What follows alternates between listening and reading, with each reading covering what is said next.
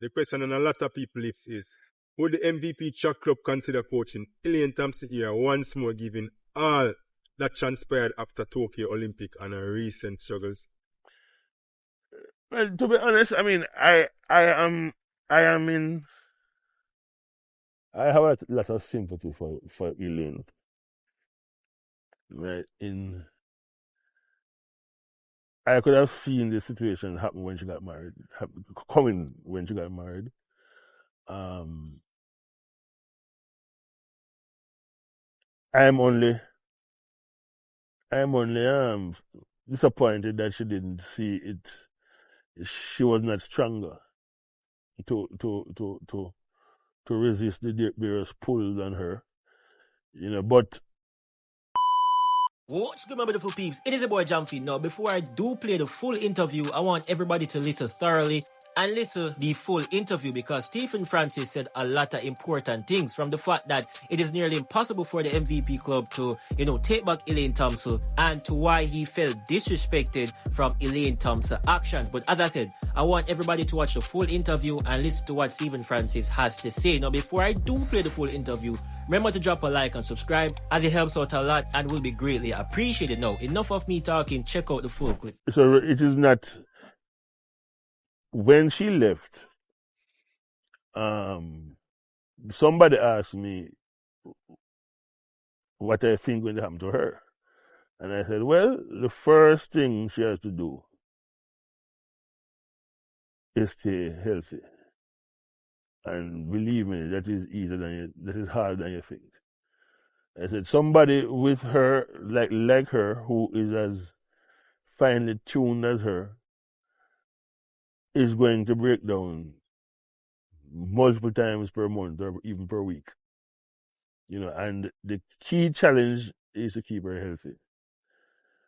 Because I remember when she had won the trials in 2019, we had managed her foot situation, I think, fairly well. She could train most of the time. We went over to our base in Italy, and there was a physio there who started working on her. I took one look at what he was doing and said to Elaine, no, don't go back to him. Right?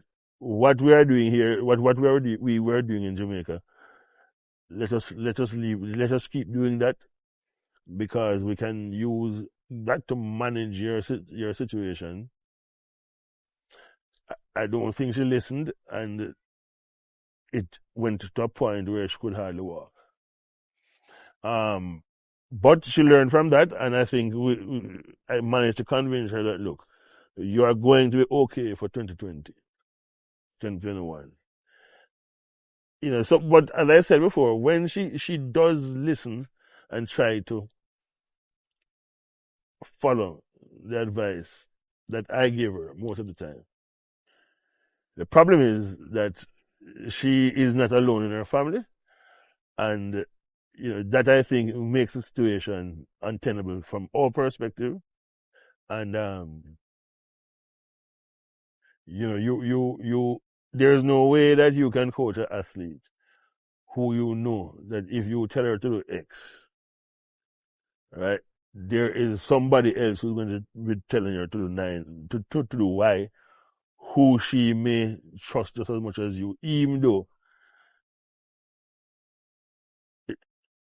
she knows she should listen to you, but she may have no choice but to listen to the other voice.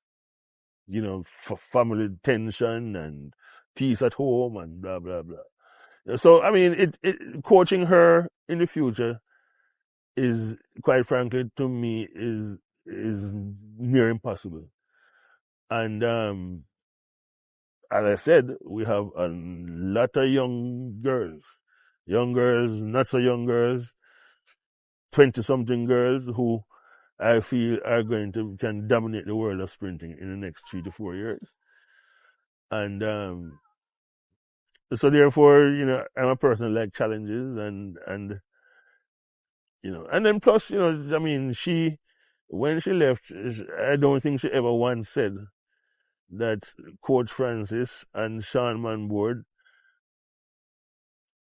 kept me healthy so as I could go out and run and do this. Give all the credit to whoever else. So I don't think those two people would be in any mood to work with her. What's good again, my beautiful peeps? Now, there are a few things from this interview I want to speak about, and the first is Stephen Francis states that Elaine Thompson initially did not listen to him, which caused her to get worse. After this, he spoke on the fact that when she does listen, other persons, including family members, are interfering with these instructions, which are causing confusion and problems. He also makes it clear that there is competition when it comes on to coaching Elaine, as there is somebody else giving instructions which are trustworthy in Elaine's eyes. He also makes it clear that coaching Elaine Thompson in the future is close to impossible. Alongside this, he states that Elaine Thompson did not even give credit to the MVP club after leaving, which is truly sad. Last and final, he shares the fact that there are other young prospects upcoming who he believes will dominate future track and field, hinting that Elaine Thompson is not needed. Now, firstly, he stated that Elaine Thompson initially did not listen to him, which caused her to get worse. And a lot of times that happens. When you're a coach, and when you have, people coaching, a lot of times we think that we know what is best for us, even though there is somebody that is placed over us to basically guide us. And a lot of times we don't listen to that. Now, next up, when she does listen, Stephen Francis points out that other persons interfere with those instructions. And as we know clearly, and I'm not going to pretty it up, I'm not going to sugarcoat it. One of those persons is Elaine Thompson's husband. As we know, Elaine Thompson left the MVP club for her husband to be her coach, and Stephen Francis points it out. Even though he did not call any name, it is pretty clear. He points it out that when he gives instructions, the other person also gives instructions, which causes confusion and causes problem. And as he also states that you can't be a coach, and when you're coaching and giving instruction to your student, some other teachers also out there giving different instruction that will cause confusion and cause problem and cause the student to not learn fully. Now, moving on, he makes it clear that there is competition when it comes on to coaching Elaine Thompson.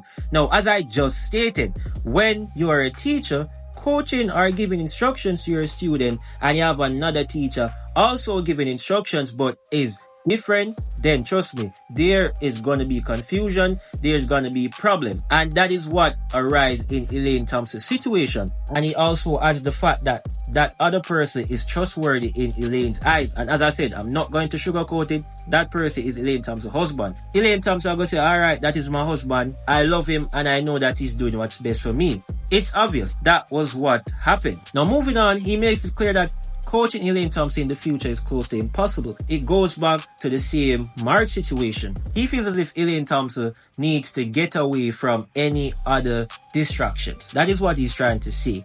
And that did not happen with Elaine Thompson because there were many distractions. And those distractions were interfering with Stephen Francis' coaching methods, which led to Elaine Thompson not being functionable. And to add to that, he points out that Elaine Thompson did not even give any credit to the MVP club after leaving. And you could hear it in his voice. He was sad. He was sad because we all know that MVP club, I should say, did a lot for Elaine Thompson. And when he stated that, I could not believe it. And last and final, he shares the fact that there are other young athletes upcoming who he strongly believes will dominate the future track and field. With that, he clearly hinted that Elaine Thompson is not needed. No, I'm not saying he said that. I'm saying he hinted that. There's a difference. We can only sit back and see what is going to happen. Now, as we know, Elaine Thompson left the Light Performance Track Club, and there are speculations that she was returning to the MVP club. Now, this interview was some time back, so I'm not sure if the MVP club,